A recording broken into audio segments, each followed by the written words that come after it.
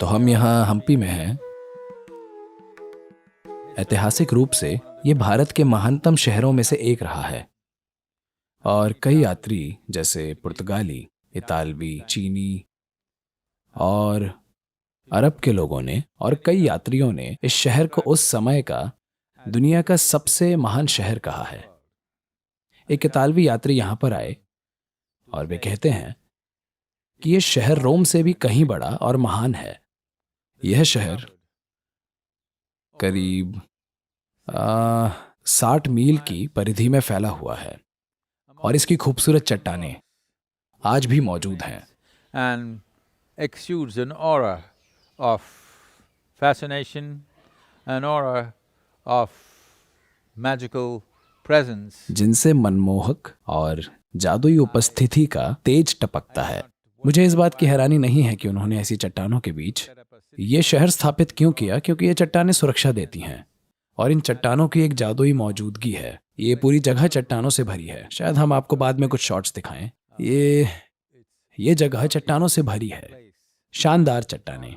इनमें से कई को मंदिर और इमारत बनाने के लिए तोड़ दिया है, पर फिर भी जो जीवित चट्टानें हर जगह मौजूद हैं वो आज भी एक जादुई माहौल बनाती हैं। इस जगह का इतिहास बहुत पुराना है, करीब 6000 साल पुराना। यहाँ ऐसी गुफाएं हैं जहाँ आज भी 4000 वर्ष से ज्यादा पुराने चित्र और नक्काशियां हैं और इसे देखकर ऐसा लगता है कि अगस्त्य मुनि खुद यहाँ आए थे।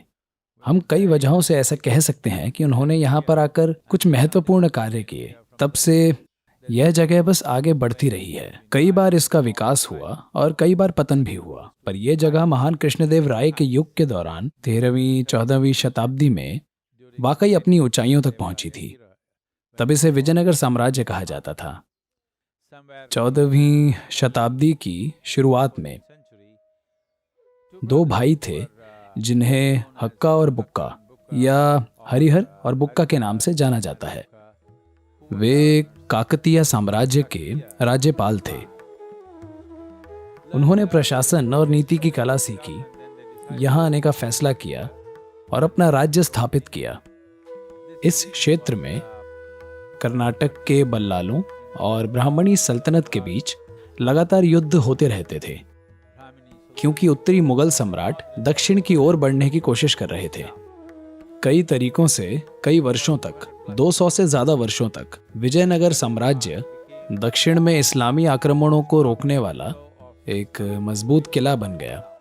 यह भी एक कारण है कि दक्षिण में इस्लाम का असर और रुतबा बहुत कम रहा। विजयनगर साम्राज्य ही इसकी मुख्य वजह था, क्योंकि उन्होंने अपनी सेना को इस तरह से तैयार किया था। और यह शायद देश का इकलौता ऐसा साम्राज्य है जिसने देश के दोनों तटों पर कुछ समय तक राज किया। तट से तट, पूर्वी तट से पश्चिमी तट तक वे पूरी तरह से इस जगह को कंट्रोल करते थे। इसलिए समुद्री व्यापार पर यही हावी थे। शायद किसी दूसरे भारतीय राजा या सम्राट ने समुद्री व्यापार को कभी ऐसे कंट्रोल नहीं किया जैसे विजयनगर ने किया था। वे पूरी जगह पर हावी थे। And they brought in European and Arabian goods into the country. और वे यूरोपीय और अरबी सामान देश में लाते थे। वे एशिया, अरब और यूरोप के साथ बड़े पैमाने पर व्यापार करते थे। तो उस समय यह पूरा साम्राज्य इतनी अद्भुत तरह से मौजूद था कि इसकी महिमा आप आज भी अनदेखा नहीं कर सकते। तो ऐसा कैसे हुआ, इसके बारे में एक कहानी है। दो भाई थे जिन्हें इस्लामिक सल्तनत ने गिरफ्तार कर लिया था और उन्हें दिल्ली ले जाया गया था और फिर उन्होंने मुस्लिम धर्म अपना लिया। 15 साल से ज्यादा समय तक वे सच्चे मुस्लिम बनकर रहे, क्योंकि उनके लिए जिंदा रहने का सिर्फ यही तरीका था। फिर उन्हें यहाँ राज करने के लिए दिल्ली सल्तनत के प्रतिनिधियों के रूप में यहाँ का गवर्नर बनाकर भेज दिया गया। Delhi Sultanate, and then they met Sage Vidyaranya. तब वे ऋषि विद्यारण्य से मिले। तब उन्होंने पहला कदम उठाया। विजयनगर साम्राज्य की पहली नींव इस तरह रखी गई थी। उन्होंने इस जगह को कैसे चुना, ये दिलचस्प है। अनेगुंडी नाम की एक जगह है, हम अभी उस जगह से कुछ ही दूर हैं।